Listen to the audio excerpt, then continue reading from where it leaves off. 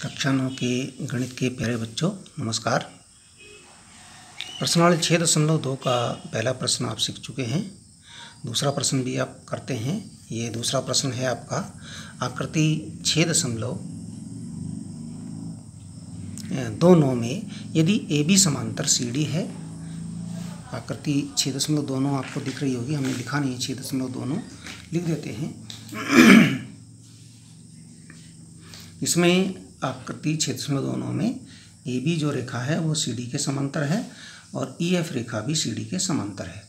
समझ रहे हैं आप, सी डी ई एफ के समांतर है, ये सी डी ई एफ के समांतर है और ए बी सी डी के समांतर है। और y अनुपात z 3:7 के बराबर है, तो x का मान ज्ञात कीजिए। x ये है, ठीक है। चलो इसको भी लिखते हैं, दिया है भाई, दिया है तो सब में लिखना होता है। जितने भी प्रश्न आप करें दिया है जरूर लिखें। क्या दिया है, जब आपको पता होगा क्या दिया है और क्या ज्ञात करना है और क्या सिद्ध करना है, तभी आप सवाल को सही प्रकार से कर पाएंगे। ठीक है प्यारे बच्चों। हाँ, तो दिया क्या है, ए बी समांतर सी डी और सी डी समांतर ई एफ। एक तो ये दिया है, और देखिए इस रेखा जो तिर्यक रेखा है, इसका नाम नहीं लिखा था, हमने नाम लिखा है और ये हम लिख देते हैं और एम एन तिर्यक रेखा है। ओके, जो तीनों रेखाओं को प्रतिच्छेद करती है। और इसमें दे रखा है y अनुपात z इक्वल टू 3:7, ये भी दे रखा है। ठीक है, अब देखिए इसमें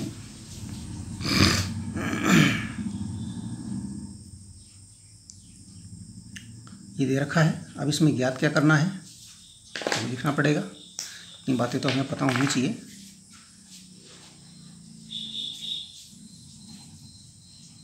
प्रश्न में यदि दिया है और ज्ञात करना है, बिल्कुल सही से लिख देते हैं।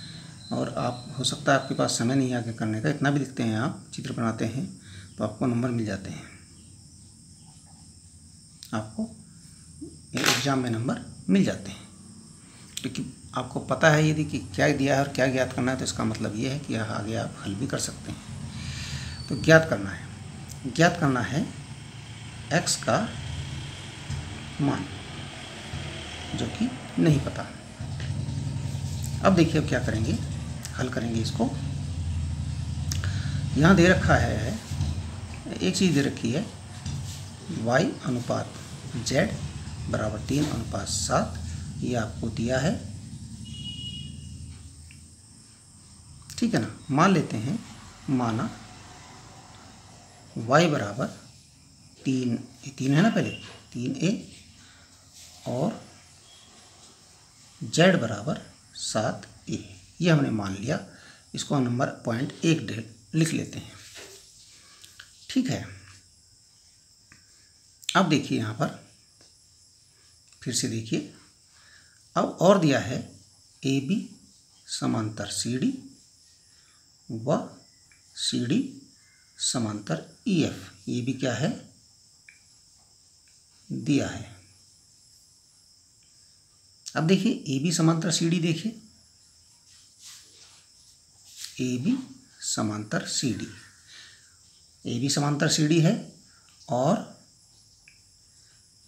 एम एन क्या है, तिर्यक रेखा है। हमने ये लाइन ली पहले, ये फिर ये ए बी समांतर सी डी और एम एन तिर्यक रेखा है। अब ये जो x और y है, ठीक है ना, इसलिए x प्लस y बराबर 180 अंश। क्यों, जो हमने नियम बताए थे वो थे तिर्यक रेखा के एक ही ओर के अंतःकोणों का योग 180 अंश होता है या संपूरक होते हैं। ये क्या है, तिर्यक रेखा है ना, ये तिर्यक रेखा, इसके एक ही ओर के, ये बाएं, इसके बाएं तरफ के हैं दोनों। तिर्यक रेखा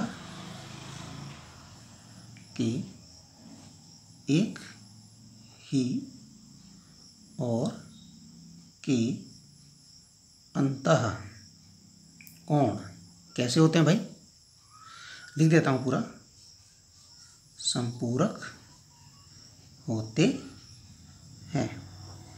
ठीक है, अब ये संपूरक है, x प्लस वाई बराबर, अब y का मान तो है हमारे पास लेकिन x का नहीं है। ठीक है, अच्छा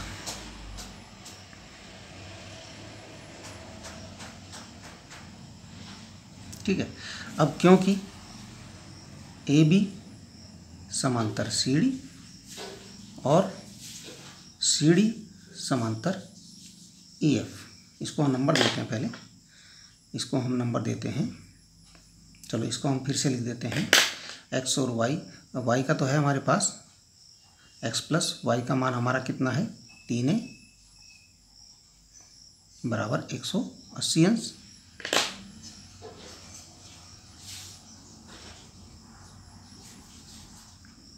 ठीक है, ये हमारा 180 अंश है। इसको हम नंबर देते हैं, नंबर हमने एक यहाँ दिया, 2 नंबर इसको दे देते हैं। ओके, अब यहाँ देखिए ए बी समांतर सी डी, और सी डी देखो ये सी डी रेखा इसके समांतर है और सी डी रेखा इसके भी समांतर है। इसका अर्थ है ये ए बी जब एक ही रेखा 2 रेखाओं के समांतर है तो दोनों रेखाएं भी समांतर हों। कह सकते हैं 2 रेखाएं जब एक ही रेखा के समांतर हैं तो परस्पर समांतर होती हैं, परमेय है। तो जब 2 रेखाएं जैसे ए बी और ई एफ है, ये दोनों रेखाएं सी डी के समांतर हैं, इसका अर्थ है ये दोनों भी परस्पर समांतर हैं। इसका अर्थ है कि इम्प्लाइज दैट ए बी समांतर ई एफ है। ये आपका प्रमेय है। प्रमेय क्या है कि जब 2 रेखाएं किसी एक ही रेखा के समांतर होती हैं, 2 रेखाएं ये हैं, किसी एक ही रेखा के समांतर हैं, तो ये दोनों रेखाएं भी समांतर होंगी। प्रमेय से है। और क्या है इसमें, तिर्यक रेखा क्या है, और एम एन तिर्यक, एम एन तिर्यक रेखा है। देखो ए बी समांतर सी डी था, सी डी समांतर ई एफ था, और तो देखो सी डी के समांतर ए बी भी है और सी डी के समांतर ई एफ भी है। दोनों सी डी के समांतर हैं, इसलिए ए बी समांतर ई एफ परस्पर भी समांतर हैं। ये हमने लिखा था, ये प्रमेय है कि जब कोई 2 रेखाएं किसी एक ही रेखा के समांतर होती हैं तो वह परस्पर भी समांतर होती हैं। अब देखो ए बी समांतर ई एफ हम सिद्ध कर चुके हैं और एम एन तिर्यक रेखा है, इसलिए x बराबर z, ये x इसको मान लो कि ये वाली रेखा ही नहीं है, ये वाली है ही नहीं, ये वाली है केवल x बराबर z। ये कैसे होंगे, एकांतर अंतः कोण, ये बराबर होंगे। क्यों बराबर होंगे, क्योंकि रेखाएं समांतर हैं। ठीक है ना, समांतर रेखाओं को 2 समांतर रेखाओं तिर्यक रेखा प्रतिच्छेद करती है तो एकांतर कोण बराबर होते हैं। तो एकांतर अंतः कोण है, इसका मतलब x बराबर z है। इसका मतलब x बराबर क्या हो गया, z का मान या 1 नंबर में था, इसका अर्थ है x बराबर 7a। अब किससे आया ये, कौन से पॉइंट से आया, पॉइंट 1 से, पॉइंट 1 से, पॉइंट 1 है आपका ये। ठीक है ना, अब 2 में x का मान रखने पर 2 ये है, इसमें x का मान रख दीजिए। x का मान कितना रखा जाएगा, 7a। x का मान कितना रखा जाएगा, ये है आपका x प्लस 3a, ये है आपका बराबर 180 अंश।